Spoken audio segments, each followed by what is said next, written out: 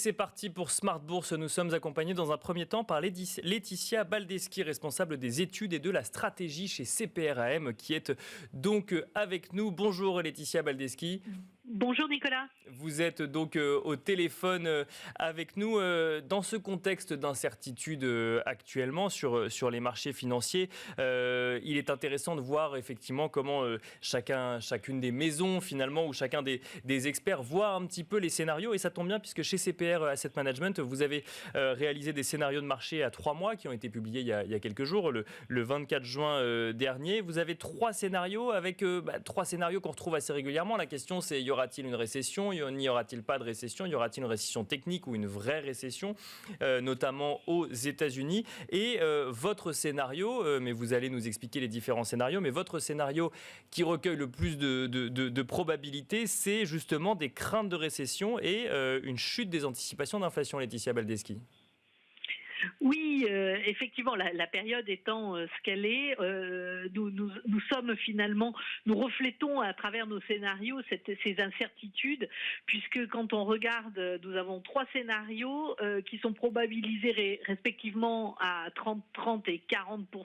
Donc comme vous pouvez l'entendre, c'est très partagé. Et il n'y a pas finalement de scénario central ou dominant, puisque 40 c'est quand même très très faible. Et au regard, vous avez 2 autres scénarios qui représentent 60% d'opposition. Donc je dirais, effectivement, nous avons mis un peu plus de probabilité sur ce scénario qui finalement nous indique que le marché s'oriente immédiatement vers ou met je dirais l'accent sur les craintes d'anticipation de récession. Et j'avoue, comme vous venez de le signaler, que les enquêtes de confiance, notamment des ménages en Europe, nous donne un peu de lien finalement et de poids à ce scénario, puisqu'on le voit, les enquêtes sont en train de se retourner un petit peu partout. Alors c'était moins visible sur les PMI, mais ça l'est beaucoup sur les confiances des ménages. On a des enquêtes qui chutent plus aujourd'hui qu'elles ont chuté au début de la crise Covid. Donc on voit bien que les inquiétudes sont là. Pourquoi? Parce que cette inflation persistante qui vient gréver le pouvoir d'achat des ménages pèse sur le moral de ces derniers, et nous avons quand même beaucoup d'indicateurs qui commencent à montrer des signaux de faiblesse. C'est l'évolution de la consommation, notamment aux États-Unis. On voit bien que si en nominal on reste avec une dynamique assez forte, les niveaux de consommation réelle sont très très faibles actuellement. Donc ceci pourrait pousser finalement les banques centrales à interrompre un peu plus tôt que prévu le processus de normalisation monétaire. Donc c'est ce que traduirait ça se traduirait dans les marchés par une baisse des taux longs, et puis des baisses des marchés actions dans leur majorité, parce que finalement des anticipations de résultats négatifs. On a eu encore une fois des annonces, notamment sur certaines sociétés américaines qui annonçaient dans la consommation, notamment une baisse de leur chiffre d'affaires et de leurs perspectives, surtout avec une réduction de leur marge. Tout ceci alimente ce scénario de crainte de récession. En face de ça, nous avons 2 scénarios. Le premier qui est celui dans lequel nous voyons des banques centrales qui seraient toujours plus agressives, parce que les tensions inflationnistes continueraient d'être notamment alimentées par le conflit ukrainien et les mesures, comme on peut les observer jour après jour, notamment sur le marché de l'énergie, qui crée une tension supplémentaire sur cet approvisionnement en énergie en Europe, avec la réduction des livraisons de gaz russe notamment. Et ça entraîne toujours les anticipations une inflation forte et des anticipations d'inflation qui se maintiennent. Et dans ce cadre-là, les banques centrales seraient obligées d'accélérer encore leur rythme de normalisation, voire de durcissement monétaire. Donc ça également, ce serait très mauvais évidemment pour les marchés actions, le plus mauvais des scénarios, en tout cas dans notre vision à 3 mois. Et par contre, là, sur ce scénario-là, nous aurions un fort mouvement de relèvement des taux encore à venir, avec un objectif de taux long 10 ans aux États-Unis à 4%. Donc on voit un vrai mouvement. Dernier petit scénario de rebond technique, un peu illustré par les quelques jours que l'on a pu voir sur les marchés actions dernièrement. probabilisé à hauteur de 30%, ce scénario de rebond technique, qui s'appuierait surtout sur une petite détente potentielle sur le marché ukrainien, enfin le conflit ukrainien, pardon, mais surtout une reprise de la dynamique chinoise. Alors là, évidemment, ce matin, l'allègement sur les mesures de confinement et de quarantaine est un facteur de soutien, bien évidemment, à ce scénario qui reposerait effectivement sur cette reprise de la croissance chinoise. Ça, dans un cadre où des banques centrales continueraient leur pas de normalisation telle qu'elles l'ont annoncé. Et donc, Madame Lagarde qui venait encore ce matin de confirmer les 25 centimes de hausse, premier mouvement de hausse pour le mois de juillet.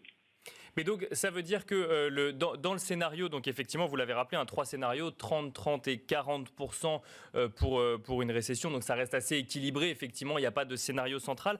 Dans le scénario, le dernier que vous nous avez donné, celui d'un rebond technique, j'ai envie de dire, il y a beaucoup de choses qui reposent sur la réouverture de l'économie chinoise et la reprise économique chinoise.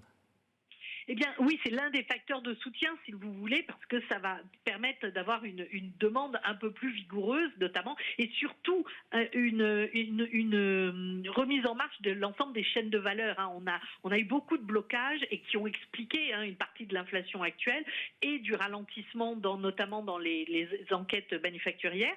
On voit bien dans les chaînes d'approvisionnement des blocages encore liés aux mesures de restriction d'activité en Chine. Donc, il faut que la Chine redémarre de façon beaucoup plus équilibrée et l'ensemble de ces industries, ce qui n'est pas le cas encore à aujourd'hui. Et donc, il faut retrouver une dynamique chinoise.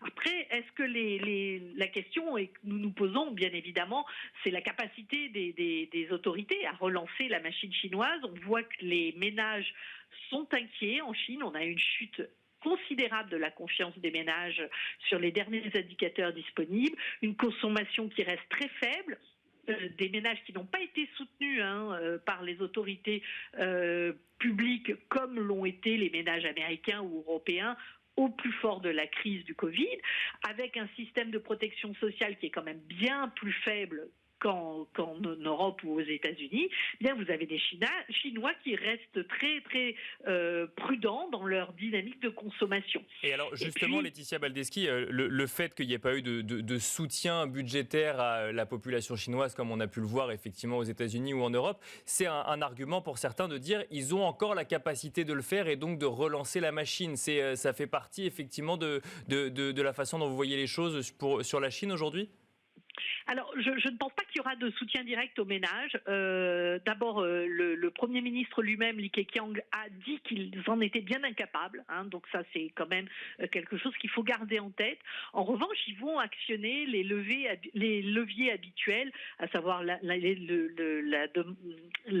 dynamiser les investissements en infrastructure, ce qu'ils ont déjà annoncé via des aides publiques, via de la distribution de crédit.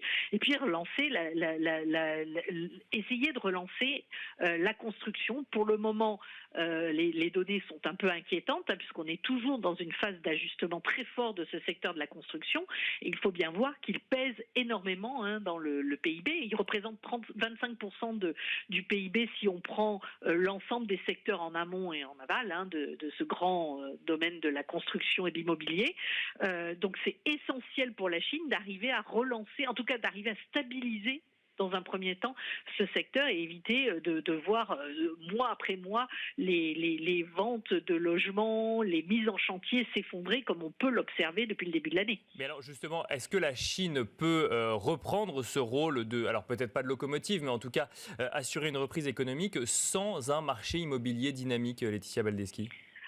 Je pense que ce sera difficile et d'ores et déjà, on peut émettre quelques doutes sur la capacité des autorités chinoises à conduire la Chine sur une trajectoire de croissance de 5,5%, comme cela a été annoncé en début d'année.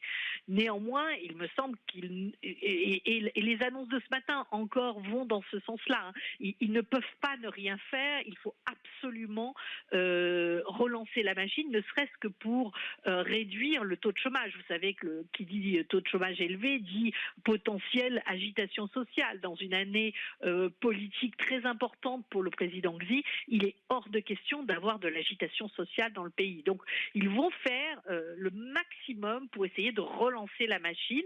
Maintenant, il me semble que leurs moyens sont assez faibles, encore à aujourd'hui, au regard de l'ampleur de la tâche. Et c'est vraiment quelque chose qu'il va falloir surveiller à moyen terme. À court terme, on va avoir un rebond. Et donc, je pense que les marchés vont en profiter, d'autant plus que les marchés chinois ont été parmi ceux les plus attaqués et les plus mauvais en performance, en tout cas sur les 18 derniers mois. Donc, il va y avoir un rebond, ce qu'on appelle un rebond technique à 3 mois. Et donc, c'est vraiment, il me semble qu'on a potentiellement ce scénario qui pourrait se réaliser. Maintenant, sur le moyen terme, je suis beaucoup plus sceptique sur la capacité de la Chine à durablement relancer sa dynamique. Merci beaucoup Laetitia Baldeschi d'avoir partagé avec nous votre expertise donc sur le contexte actuel et plus précisément sur les scénarios économiques et de marché notamment en Chine. Laetitia Baldeschi, je rappelle que vous êtes responsable des études et de la stratégie chez CPRAM et quant à nous, on se retrouve tout de suite.